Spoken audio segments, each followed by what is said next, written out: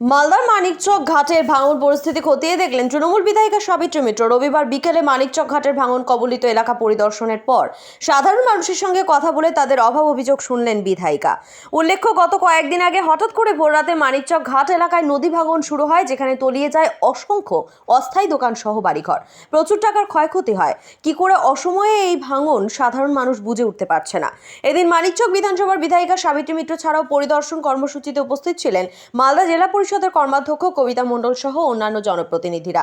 বিধায়িকা সাবিত্রী মিত্র এদিন জানালেন, সবসময় হঠাৎ করে এই নদী ভাঙন কেন্দ্রীয় সরকার ও ফারাক্কা ব্যারেজ নীরব দর্শকের ভূমিকা পালন করছে। তারপরেও আমরা যতটা পারছি কাজ করে যাচ্ছি। কংগ্রেসের সাংসদরা দিল্লিতে লোকসভায় কোনো কিছু বলে না নদী ভাঙন সম্পর্কে, তারা যদি সেখানে বলে আমিও খুশি হব। মমতা বন্দ্যোপাধ্যায় সাধারণ মানুষের জন্য সমানভাবে কাজ করে যাচ্ছে, কিন্তু এই নদী ভাঙন কেন্দ্রীয় সরকারের অধীন, তারা কোনো রকম হেলদোল দেখাচ্ছে না। কংগ্রেসের নেতারা শুধুমাত্র মানিকচকে এসে মন্তব্য করতে জানে। রাজ্য সরকার এই ভাঙন এলাকায় জরুরি পর্যায়ে কাজ শুরু করছে। Bureau report, R Bangla. আরও আপডেট থাকতে আমাদের ভিডিও শেয়ার ও ফেসবুক পেজটিকে লাইক করে ফলো করে দিন। এখানে আসতে বললো কাজ হচ্ছে, আমি এলাম, কোন কাজ চালতে হচ্ছে না। মানিকচক ঘাটে আছি।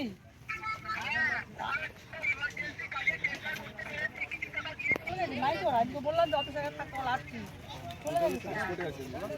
আমি স্টাফ থেকে বলছি আপনাকে বাজে অবস্থা। শুনেন, আমি মানুষদের সাথে কি কথা বলছি।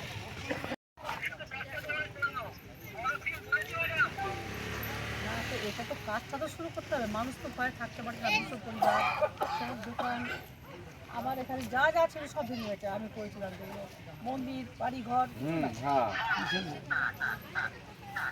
কাজটা কবে থেকে হবে ফুল পুজো সেটা বলো। আজকে তো বস্তা দিয়ে এখানকার মা বাড়তে যাবে। আপনি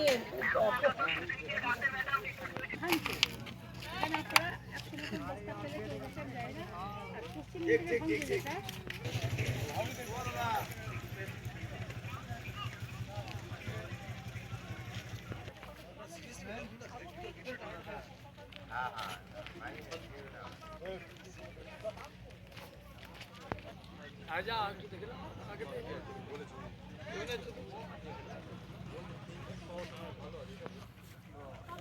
কত পড়ছে এটা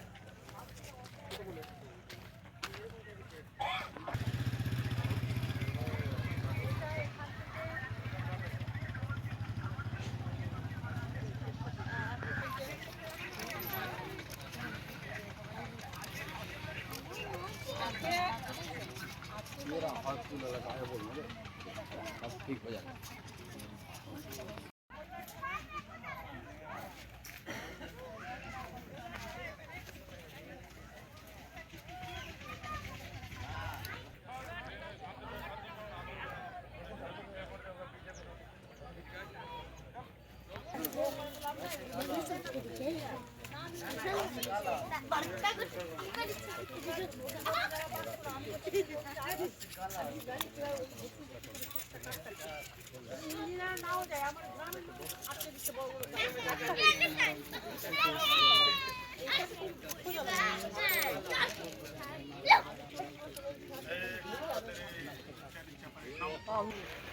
दे दिया था कुरकुरा एगो देखा दे दे कुरकुरा ওগুলো কত টাকা লাগে টোটাল অনেক চোখ বাঁচাতে গেলে মানে মানুষ চোখে 7 থেকে অনেক কত কত টাকা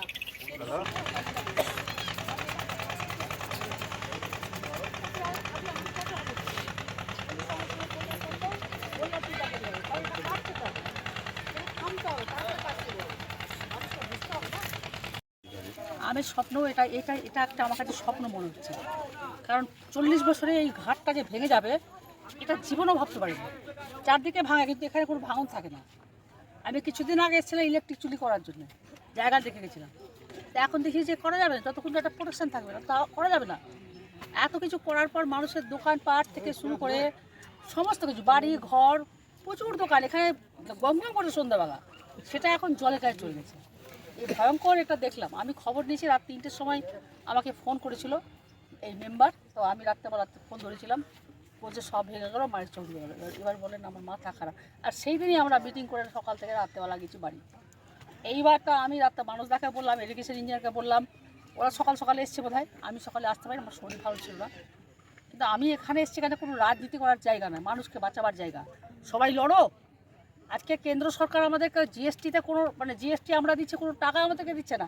1500 কোটি টাকা লাগবে টোটাল রিপোর্ট। এটা ট্যাক্সটেবল এই রিপোর্ট, এইটা কোম্পানিটা এটারই এস্টিমেট করে পাঠিয়েছে গোটা মানিক ভূতনি থেকে শুরু করে আপ টু শামসেরগঞ্জ বাঁচাতে গেলে এই টাকাটা দরকার। সব থাকবে মানুষের কাছে, কি টাকাগুলো তো সরকারের টাকা, কেন্দ্রের কাছে টাকা না, এটাও তো হয় না। আমি কোনো রাজনৈতিক ঝগড়া বলছি না, মানুষকে বাঁচাও। তোমার রাজনৈতিক সংঘাত থাকতে পারে, তুমি মানুষের সঙ্গে সংঘাত করছো কেন? মানুষ কি দোষ করেছে? তুমি আমাদের রাজ্যকে টাকা দেবে না, ভালো কথা, তো তুমি টাকাটা ফারাক্কা ব্যারেজকে দাও, কাজ করো। কিন্তু না, আজকে এই Farakka barrage 120 kilometre up down মিলে এটা এদের দায়িত্ব আছে, এরা কাজ করছে না।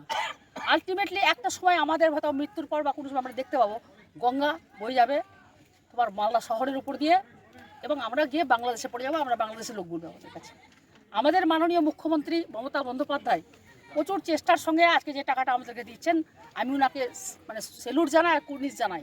কেন্দ্রের টাকা ছাড়া ব্যতীত এই বাঁধের কাজ উনি করে চলেছেন। আগে তো কেন্দ্র 60% শেয়ার ছিল, সেটাও তো নাই। তাই আজকের এই গঙ্গার ভাঙনটা আমরা মর্মাহত, এবং আমি সত্যি আমার খুবই খারাপ লাগলো দেখে, আমি জীবনে ভাবিনি।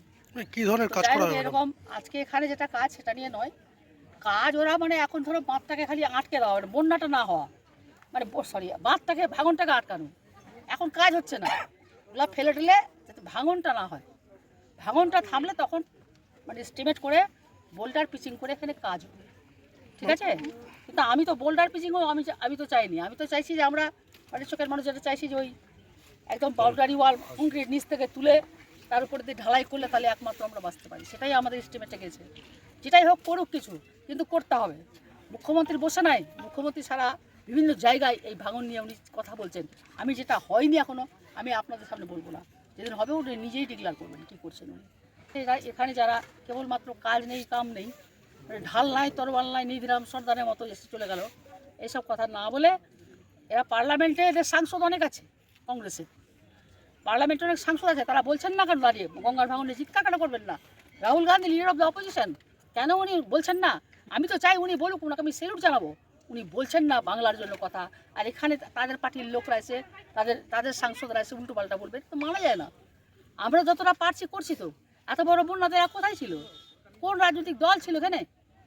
আমরাই ছিলাম, ঠিক আছে? আমরা ছিলাম কি মানুষের কাছে থাকবো, এই জন্য আছি। যখন আমি 5 বছর হেরে গেছিলাম, তখন আমি মানুষের সঙ্গে ছিলাম মানিকচকে, আমি চলে যাইনি। তাহলে আজকে মানুষকে থাকতে হবে। আর যতদিন মানিকচকে মানুষকে ভালোবাসি আমি, ভালো যারা না বাসলে মানিকচকে কাজ করা যাবে না। তো মানিকচকে থাকতে গেলে মানিকচকের কাজটা করিয়ে নিতে হবে আমাদেরকে, এটাই আমাদের লড়াই। আমার আর কিছু না, আমি যেখানে আসছি 5 বছর মানুষ ভোট দিয়েছে, আমি কমিটেড ভোটারের কাছে, আমাকে কাজ করতে হবে। কিন্তু এই গঙ্গার ভাঙনটা আমাকে ভয়ঙ্কর লাগলো। আমি একবার গঙ্গা পুজো করেছিলাম, তো সিপিএমরা, বিজেপিরা, কংগ্রেসরা আমাকে দেখে ব্যঙ্গ করেছিল যে আপনি গঙ্গা পূজা করছেন, ধর্ম নিয়ে মানুষের কাছে ভোট চাইছেন। ধর্ম কী আছে? আমি মানত করেছিলাম মানিকচকে দাঁড়াবার সময়, মানিকচকে যদি বন্যা না হয় তাহলে আমি ভোটে দাঁড় করাও, আর ওখানে আমি কোনোদিন পারবো না এই কাজ করতে। তা আমি যখন 11 সাল থেকে 16 সাল, কত বছর যাই না, অত 10 বছর ভাঙন হয়নি। 10 বছর পর যে ভাঙনটা হলো ভয়ঙ্কর। গঙ্গাকে অবহেলা করতে নাই, ভালোবাসতে হয়। সেই জন্য আমরা মানুষ এখানে সবাই আছে, এবং আমরা সবাইকে নিয়ে এই কাজটাতে হয় সেটা আমরা দেখছি। এস্টিমেট সঠিকভাবে কাজ করাবো, কোনো রকম গাফিলতি হতে আমরা দিব না। আমরা সবাই থেকে কাজ করাচ্ছি, অসুবিধা কিছু নেই। তবে একটা টাকা ভেঙে গেছে, টাকাটা স্যাংশন করাতে ফিনান্স থেকে চাইতে আসতে টাইম লাগে, তাও কিছুটা এমার্জেন্সি টাকা পেয়েছে, ওটা করছে।